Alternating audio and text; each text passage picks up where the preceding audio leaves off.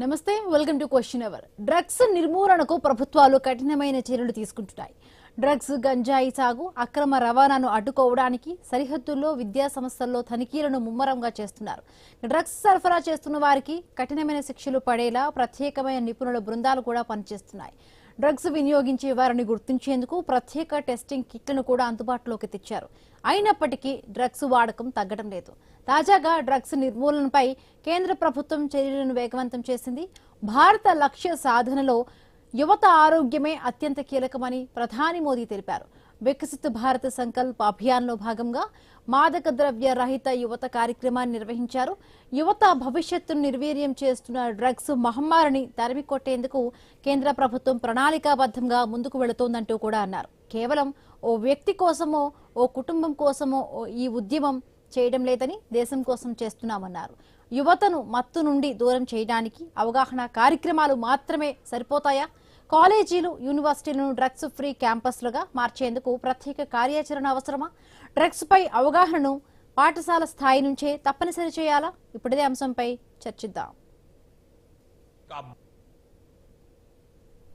अगर ड्रग्स के एडिक्शन में फंस जाए तो केवल एक युवा नहीं हारता, एक सपना हार जाता है, एक सपने का बाल मृत्यु हो जाती है, एक परिवार हार जाता है, पूरा का पूरा परिवार टूट जाता है, समाज से भी नफरत का शिकार बन जाता है. नशा केवल शरीर को नुकसान नहीं पहुंचाता, नशा एक मां की मुस्कान छीन लेता है, नशा एक पिता के सपनों को चूर चूर कर देता है, एक बहन की राखी की उम्मीद को कमजोर कर देता है, एक छोटे भाई का आदर्श छीन लेता है कि उनका अपना बच्चा धीरे धीरे खुद को खो रहा है, आंखों के सामने उसे बर्बाद होते देख रहे. राष्ट्र की शक्ति भी कमजोर पड़ जाती और हमारे जैसे देश को तबाह करना ये भी उनकी आतंकी साजिश का हिस्सा होता है. और इसलिए हमें हर एक युवा को नशे के चुंगल में फंसने से बचाना है. నషా ముక్త్ యువ అభియాన్ కార్యక్రమాన్ని కూడా ప్రధాని మోదీ కేంద్ర ప్రభుత్వం తొందరగా కూడా ఈ వేగవంతం చేసింది. ఈ చర్యలకు సంబంధించి కూడా డ్రగ్స్ వాడకం సంబంధించి కూడా యువతను దూరం చేయడమే లక్ష్యంగా కూడా ఈ కార్యక్రమం ఉద్దేశం అంటున్నారు. రైట్, మాట్లాడదాం. విశ్లేషకులు మన్యం కోటేశ్వరరావు గారు జాయిన్ అయ్యారు. నమస్తే అండి మన్యం కోటేశ్వరరావు గారు. ఎస్, నషా ముక్త్ యువ అభియాన్ కార్యక్రమం అసలు ఉద్దేశం ఏంటి? ముఖ్యంగా కూడా యువతను డ్రగ్స్ కి దూరం చేయడంలో కూడా ఈ కార్యక్రమం ఎంత వరకు కూడా దోహదపడుతుంది అనుకుంటున్నారు? కేంద్ర ప్రభుత్వం 100 వారాల పాటు అమలు జరుపుతామని చెప్పినటువంటి ప్రకటించినటువంటి ఈ కార్యక్రమాన్ని తప్పుపట్టాల్సిన పని లేదు. అయితే ఇంతకాలం కేంద్ర ప్రభుత్వం ఏం చేసింది? ఈ సమస్య గురించి మరి ఎందుకు ఇంత తీవ్ర నిర్లక్ష్యం వహించింది? లేదా డ్రగ్స్ రవాణా సరిహద్దుల ఆవల నుంచి కావచ్చు, లేదా సముద్రాల మీద నుంచి కావచ్చు, లేదా ఇతరత్ర ప్రాంతాల నుంచి, లేదా దేశీయంగా జరుగుతున్నటువంటి వాటి మీద ఎందుకు కఠినమైనటువంటి చర్యలు తీసుకోలేదు అనేటువంటిది ముందు దేశానికి ప్రధానమంత్రి చెప్పాలి. ఈ దేశంలో నల్లధనం ఉంది. ఆ నల్లధనాన్ని నిర్మూలించడానికి, లేదా ఉగ్రవాదానికి నల్లధనం దోహదం చేస్తూ ఉంది, లేదా నల్లధనం అందుతుంది అనే పేరుతోటి 2016లో నరేంద్ర మోడీ గారు మొత్తం నోట్లను రద్దు చేసి, పెద్ద నోట్లన్నింటినీ రద్దు చేసి ఒక సంచలనాత్మకంగా ఒక చర్య తీసుకున్నారు. దానివల్ల ఎలాంటి ఫలితం లేకపోగా అటు ఉగ్రవాదము తగ్గలేదు, లేదా ఉగ్రవాద సంస్థలకి నిధులు కూడా తగ్గలేదు అనేటువంటిది ఒక వాస్తవం. మన దేశంలో ఈ డ్రగ్స్ అబ్యూజ్ ఈ సమస్యకు సంబంధించి కేంద్ర ప్రభుత్వానికి కానీ, లేదా రాష్ట్ర ప్రభుత్వాలు, ఎందుకంటే 2 రాష్ట్రాలు కేంద్రం సమన్వయంతో ఈ తీవ్రమైనటువంటి సమస్యని ఎదుర్కోవాల్సినటువంటి అవసరం ఉన్నది. ఇప్పటికీ మన దేశంలో ఈ డ్రగ్ అబ్యూజ్ కు సంబంధించి సమగ్రమైనటువంటి డేటా ఉన్నదా అంటే డేటా లేదు అని చెప్పుకోవడానికి సిగ్గుపడాల్సి వస్తా ఉంది. 2018లో జరిగినటువంటి సేకరించినటువంటి సమాచారమే మనం ఇప్పుడు 2026లో మాట్లాడుకున్నటువంటి దానికి కూడా అదే. అంతకు ముందు నరేంద్ర మోడీ గారు అధికారానికి వచ్చినటువంటి సమయంలో అప్పటికే ఈ డ్రగ్స్ అనేటువంటిది ముఖ్యంగా పంజాబ్ లోను, ఉత్తరప్రదేశ్ లోను, రాజస్థాను, మధ్యప్రదేశ్ ఇట్లాంటి ఉత్తరాది రాష్ట్రాల్లో ఒక తీవ్ర సమస్యగా పరిణమించింది అనేటువంటిది అందరికీ తెలుసు. ఆ తర్వాత అది ఇంకా పెరుగుతా ఉంది. ఎందుకని ఈ విధమైనటువంటి చర్యలని వెంటనే ప్రారంభించలేదు తెలీదా నరేంద్ర మోడీ గారికి? ఎందుకంటే అమెరికాలోను లేదా ఐరోపా దేశాల్లోనూ లేదా లాటిన్ అమెరికా దేశాల్లోనూ ఈ డ్రగ్స్ అనేటువంటిది ఏ విధంగా సమాజాన్ని ఇబ్బంది పెడుతున్నదో, ఏ విధంగా యువత భవిష్యత్తును నాశనం చేస్తున్నదో అందరికీ తెలుసు. ఆయా దేశాల్లో ఎంతో కఠినమైనటువంటి చట్టాలు ఉన్నాయనేటువంటిది కూడా తెలుసు. సరే, ఎన్ని కఠిన చట్టాలు ఉన్నా డ్రగ్స్ సమస్యను అవి పరిష్కరించలేదు అనేటువంటిది కూడా ఒక అనుభవం. వీటన్నింటినీ చూసి మన దేశంలో అటువంటి మహమ్మారిని విస్తరించకుండా ఎందుకు నిర్దిష్టమైనటువంటి చర్యలు తీసుకోవడంలో గడిచినటువంటి 12 సంవత్సరాలుగా కేంద్ర ప్రభుత్వము రాష్ట్రాలతో సమన్వయం లేకుండా ఎందుకు విఫలమైంది అనేటువంటిది పెద్ద ప్రశ్న. అందుకని ఇప్పటికైనా ఈ ఉద్యమంలో లేదా ఈ ప్రచారంలో చిత్తశుద్ధి ఉందా అంటే లేదు అన్నదే నా అభిప్రాయం. రిటైర్డ్ పోలీస్ అధికారి రెడ్డన్ గారు కూడా జాయిన్ అయ్యారు. నమస్తే అండి రెడ్డన్ గారు. ఇప్పుడు డ్రగ్స్ వాడే వారిని గుర్తించడానికి కూడా ప్రత్యేకమైన టెస్టింగ్ కిట్లను కూడా ఇప్పటికే అందుబాటులోకి తీసుకొచ్చారు. అయినప్పటికీ కూడా డ్రగ్స్ వాడకం అనేది చాలా వరకు తగ్గలేదు. తాజాగా ఇప్పుడు కొన్ని న్యూసెస్ బట్టి కూడా మనము చూసుకుంటే స్కూళ్ళలో, కాలేజీల్లో కూడా ఈ డ్రగ్స్ అనేది విచ్చలవిడిగా కూడా వస్తుంది. విద్యార్థులు చాలా వరకు బానిసలు అవుతూ ఉన్నారు. ముఖ్యంగా అంటే డ్రగ్స్ వాడే వారి కన్నా డ్రగ్స్ అమ్మే వారి పైన, డ్రగ్స్ పెడ్లర్స్ ఎవరైతే ఉంటారో వాళ్ళపైన కూడా ఎటువంటి వాళ్ళని పట్టుకోవడంలో కూడా కొంత జాప్యం జరుగుతుంది. అంటే ఎక్కడికెక్కడ తీసుకుంటున్నా కూడా చర్యలు ఇంకా వస్తూనే ఉన్నారు. సీక్రెట్ గా కూడా ఈ మాఫియా అనేది కొనసాగుతూనే ఉంది. ఇంకొక డ్రగ్స్కి అలవాటు పడిన వారికి సంబంధించి కూడా ఇప్పుడు రీహాబిలిటేషన్ సెంటర్స్ కూడా చాలా వరకు ఉంటాయి వాళ్ళని మామూలు మనుషులుగా తీసుకురావడానికి. బట్ వాటికి సంబంధించి కూడా ప్రభుత్వం కొంత ఫోకస్ చేయాల్సిన అవసరం కూడా ఉంది. సో అంటే మీరు ఒక రిటైర్డ్ ఆఫీసర్గా, అంటే మీరు చేసిన ఇన్వెస్టిగేషన్ కానీ మీ వృత్తిలో భాగంగా చాలా వరకు కూడా కొన్ని కేసెస్ అని మీ వరకు వచ్చి ఉంటాయి. బట్ అప్పటికీ ఇప్పటికీ ఈ డ్రగ్స్ వినియోగం పట్ల యువత ఎంత వరకు కూడా బానిసలు అయ్యారు? ఇప్పుడున్న దీన్ని బట్టి కూడా అంటే ప్రభుత్వం ప్రతిష్టాత్మకంగా తీసుకుంది, కేంద్ర ప్రభుత్వం కూడా యువతను వాటి నుంచి ముక్తి చేసే విధంగా కూడా తీసుకొచ్చింది. ఓవరాల్ గా ఏం చెప్తారు దీనికి సంబంధించి? నేను నార్కోటిక్ కంట్రోల్ బ్యూరోలో పనిచేశానండి 30 ఏళ్ల క్రితం. అప్పటికి ఇప్పటికీ డ్రగ్ వినియోగం 10,000 రెట్లు పెరిగిందనే చెప్పాలి.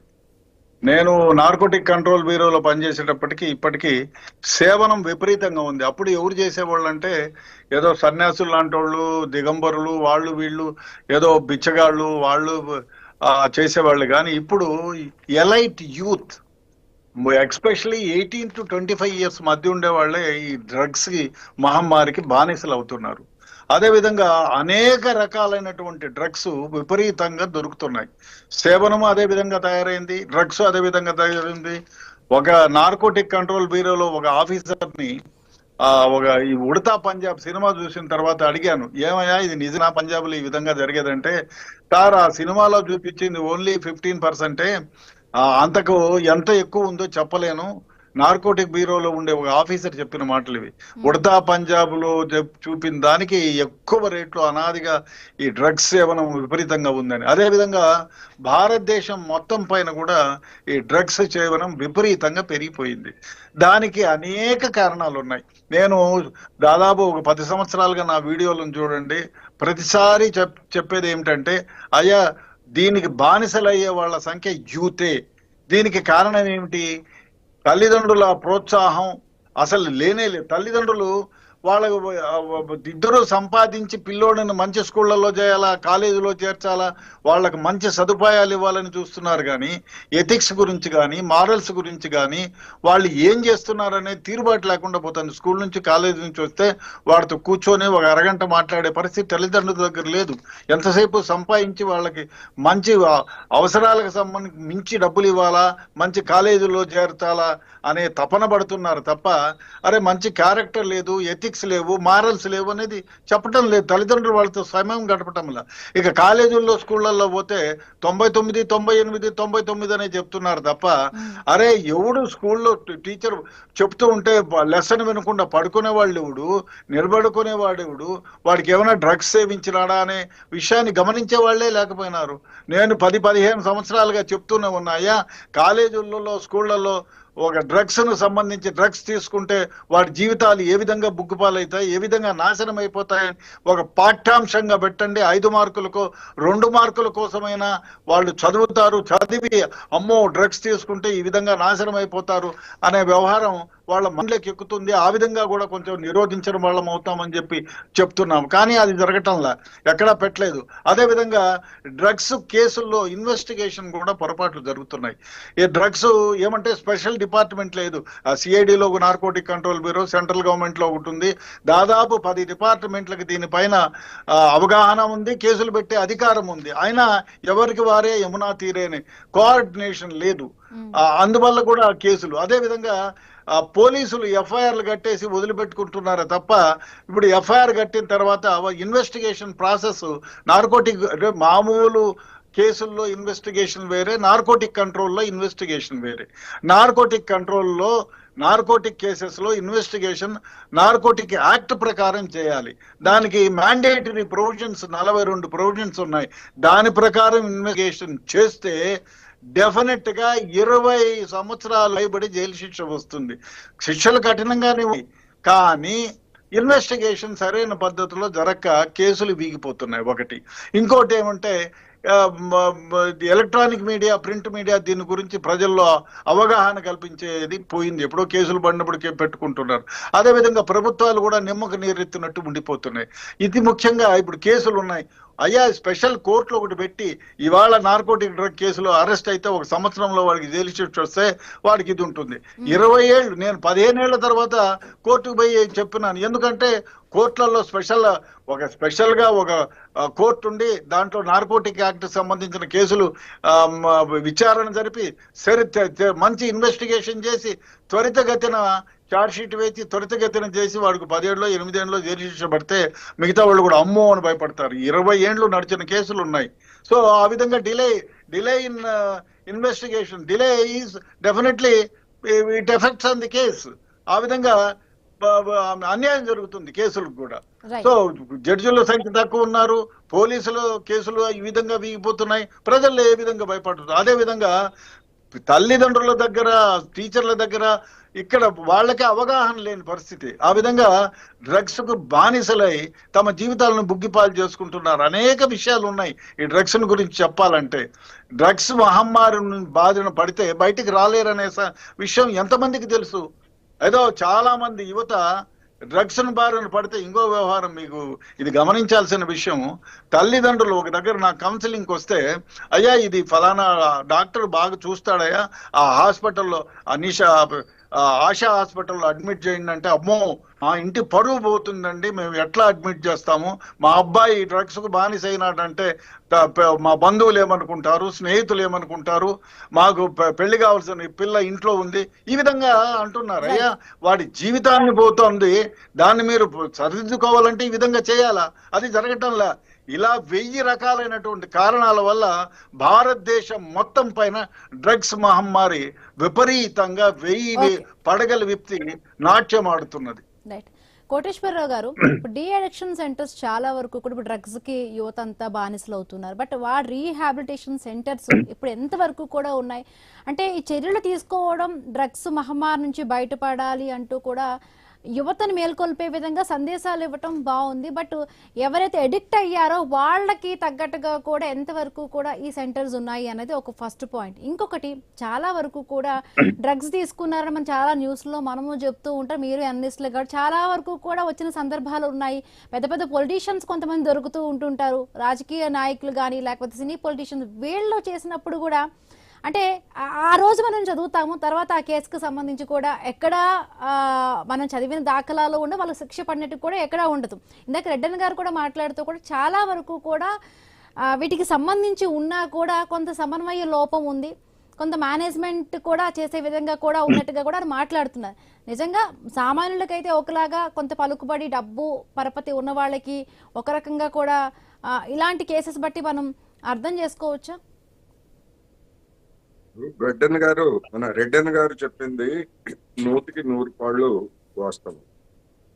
రెండోది, ఇటీవల కాలంలో హైదరాబాద్ కావచ్చు, బెంగళూరు లేదా ఇతర ప్రధానమైనటువంటి నగరాల్లో నియో రిచ్ అంటే ఐటీ సెక్టర్ లో ఉన్నటువంటి వాళ్ళు కావచ్చు, లేదా ఇతరత్ర వచ్చినటువంటి వాళ్ళు కావచ్చు, గణనీయంగా పెరిగారు మన సమాజంలో.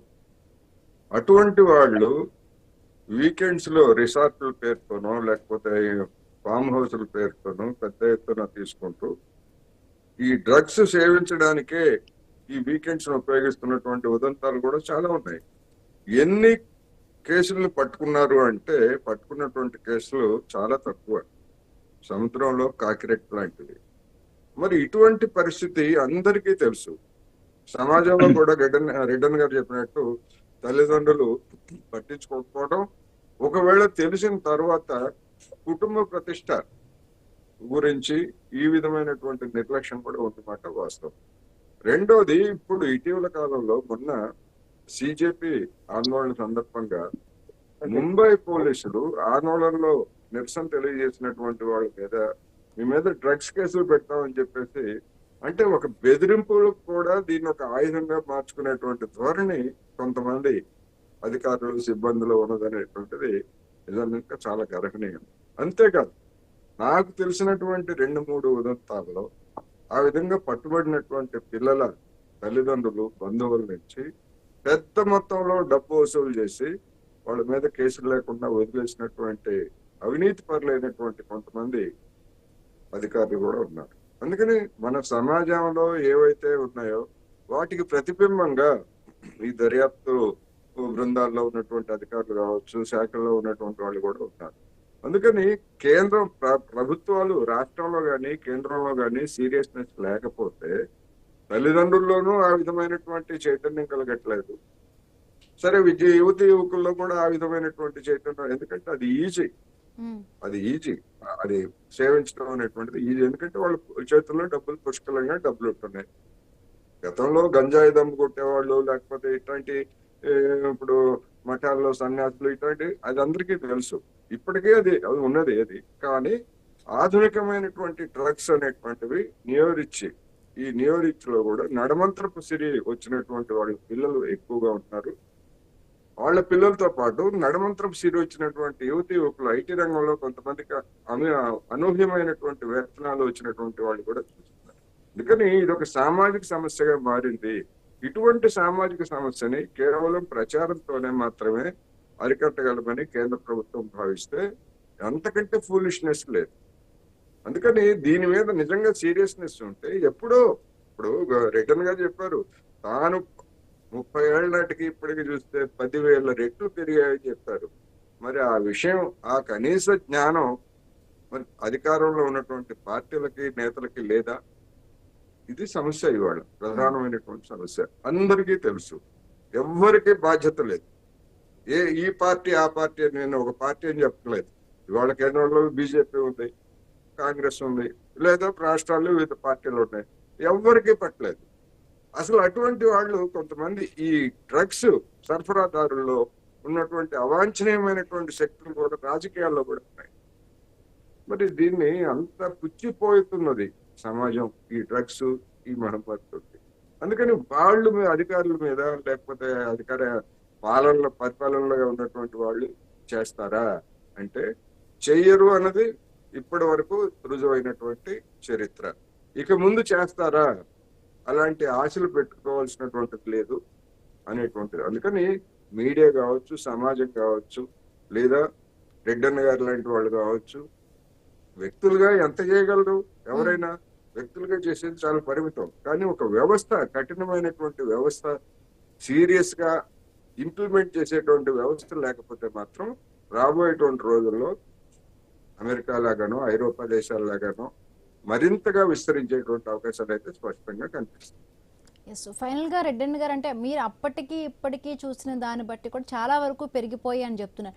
ముఖ్యంగా మనకి సరిహద్దు రాష్ట్రాల నుంచి కూడా ఈ డ్రగ్స్ అనేవి మన రాష్ట్రంలోకి చొరబడుతున్నాయి. ఎక్కడ అంటే ఇంకా పటిష్టమైన చర్యలు తీసుకొని ఈ విధంగా కూడా ఇంకెంత వాటి ప్రికాషనరీ విధంగా కూడా ఏ విధంగా వెళితే బాగుంటుందంటారు? ఒకటండి, అతి ముఖ్యంగా తల్లిదండ్రులు పట్టించుకోవాలి. స్కూళ్లలో, కాలేజీల్లో దీని గురించిన పాఠ్యాంశంగా ఒకటి పెట్టాలి. ఎలక్ట్రానిక్ మీడియాలో, ప్రింట్ మీడియాలో అన్నిత్యం దీని గురించి ఒక స్టోరీ లాంటిదో ఏదో ఒకటి పెట్టాలి. సినిమాల్లో కానీ వేరే దాంట్లో, ఇప్పుడు మీరు ఒక వక్త ఒక కాలేజీల్లో, అయ్యా నువ్వు ఈ డ్రగ్స్ మీద మంచి వ్యాసం రాసినోనికి 5,000 రూపాయలు బహుమతి, వాడికి ఫీజులు వేసేస్తామని పెట్టండి. లేదు ఒక మంచి షార్ట్ ఫిల్మ్ తయారు చేసిన వానికి 10 లక్షల రూపాయలు రెమ్యునరేషన్ ఇస్తామని చెప్పండి. అదేవిధంగా మనం ఎయిడ్స్ పైన ఎంత గొప్పగా ప్రచారం చేశాం. పులిరాజాకి ఎయిడ్స్ వస్తుందని ప్రతినిత్యం అనునిత్యం ప్రతి ఇంట్లోనూ దీని గురించి అవగాహన కల్పించుకొని 1వ 2వ ర్యాంకులో ఉన్న రాష్ట్రాన్ని 25వ ర్యాంకు వరకు తీసుకెళ్ళాం. అదేవిధంగా డ్రగ్స్ ను గురించిన అవగాహన కల్పించండి. అతి ముఖ్యంగా ఇప్పుడు డ్రగ్స్ లో ఒక పాలిటీషియన్ ఇన్వాల్వ్ అయితే మా పార్టీ వాళ్ళే కదా ఎందుకని చెప్పి ఆ పోలీసులకు చెప్పడమో, లేకపోతే ఆ సాక్షులని ప్రభావితం చేసి డబ్బుల వల్లన్నా కొంటారు, ప్రభావితం అన్నా చేస్తారు, భయపెట్టి ఆ కేసులు వీగిపోయేటట్టు చేస్తారు. అదేవిధంగా ఒక ప్రత్యేక కోర్టులు పెట్టండి, జిల్లాకు ఒక ప్రత్యేక కోర్టు పెట్టండి. ఇప్పుడు ఏదో నార్కోటిక్ కంట్రోల్ బ్యూరో పెట్టారు, మంచిది, చాలా సంతోషం. మంచి వెరీ గుడ్ ఆఫీసర్ని కూడా సందీప్ సాండిలా లాంటి మంచి ఆఫీసర్ని పెట్టారు. అంతమంది కాదండి, ఇంకా 10 చేయండి ఆఫీసర్లని. ఇంకోటి, నార్కోటిక్ కంట్రోల్ బ్యూరో ఇన్వెస్టిగేషన్ కి, నార్కోటిక్ కంట్రోల్ ఇన్వెస్టిగేషన్ కి వేరే ఇన్వెస్టిగేషన్లకి చాలా తేడా ఉంది. మీరు మర్డరో మానభంగమో చేస్తే తప్పు చేయలేదని ప్రూవ్ చేసుకోవాల్సినటువంటి బాధ్యత అక్యూజ్డ్ పైన ఉంది, ప్రాసిక్యూషన్ పైన ఉంది. బట్ నార్కోటిక్ డ్రగ్ లో అట్లా కాదు, వాడే ప్రూవ్ చేసుకోవాలి, అయ్యా నేను సేవించలేదు అని చెప్పి. అదేవిధంగా 1 కాదు 2 కాదు, దాదాపు 300 డ్రగ్స్ దీని కిందికి వస్తాయి. అదేవిధంగా ఇది ప్రత్యేకమైన చట్టం. మీరు సరిగా ఇన్వెస్టిగేషన్ చేస్తే ఫైనాన్షియల్ ఇన్వెస్టిగేషన్ అని ఉంది. ఎంతమంది ఆఫీసర్లకు తెలుసు వాట్ ఈజ్ ఫైనాన్షియల్ ఇన్వెస్టిగేషన్ అని? ఆ ఫైనాన్షియల్ ఇన్వెస్టిగేషన్ చేస్తే వాడు డ్రగ్లో సంపాదించిన సంపద 5 సంవత్సరాల క్రితం వరకు మొత్తం కాన్ఫిస్కేట్ చేయొచ్చు దేశానికి. అది చేయటం లేదు. అదేవిధంగా ఇప్పుడు కోర్టుల సంఖ్య పెంచండి. కోర్టుల సంఖ్య పెంచితే డెఫినెట్ గా ఇదవుతుంది. అదేవిధంగా ట్రైనింగ్ ఇవ్వండి పోలీసులకి. అదేవిధంగా ఇప్పుడు మామూలు కేసుల్లో ఇన్వెస్టిగేషన్ల కంటే ఈ డ్రగ్స్ కేసులు, మీరు మామూలు కేసుల్లో పోయి దొంగతనమైన కేసుల్లో ఏదైనా సొమ్ము సానం రికవరీ చేయాలంటే ఈజీ. అదేవిధంగా నాకు నార్కోటిక్ డ్రగ్ కావాలి ఇస్తావని అడిగితే ఎవడో నీకు చెప్పింది చెప్పుతో కొడతానంటాడు. డెకాయిన్ పెట్టాలంటే డబ్బుతో ఖర్చుకున్న పని. ఈ విధంగా అన్ని విధాల ప్రభుత్వాలు చర్య తీసుకోగలిగితే, అదేవిధంగా స్పెషల్ డిపార్ట్మెంట్ని పెట్టుకోగలిగితే, అదేవిధంగా నార్కోటిక్ కంట్రోల్ బ్యూరో నుంచి అన్ని డిపార్ట్మెంట్లు, సెంట్రల్ ఎక్సైజ్, అన్ని సెంట్రల్ గవర్నమెంట్ డిపార్ట్మెంట్స్ అన్ని సమన్వయంతో గుర్తించి చేయగలిగితే, ప్రభుత్వాలు చేయూతనిస్తే, స్కూళ్ళు కాలేజీల్లో పాఠ్యాంశంగా పెడితే, దీని గురించి అనునిత్యం ప్రతి దగ్గర ఇది చేసే జీవితాలు ఏ విధంగా నాశనం అయిపోతాయని ఫిల్ముల్లో పెట్టండి, నాటకాలు పెట్టండి. ఆ విధంగా చేయగలిగితే కొంతవరకు భారతదేశంలో దీని నుంచి నివర్తి కలిగించగలుగుతాం. లేకపోతే మనం ఇలాగే మాట్లాడుకుంటాం, ఇది అలాగే మన ఇంటి సందడి వరకు వచ్చి తలుపు తడితే తీరుతూనే ఉంటుంది. Right, thank you so much అండి రెడ్డన్న గారు, మన్యం కోటేశ్వరరావు గారు, మీ అభిప్రాయాలు తెలియపరిచినందుకు. ఇది వాళ్ళ question hour. Keep watching I news. మీతోనే మీ వెంటే.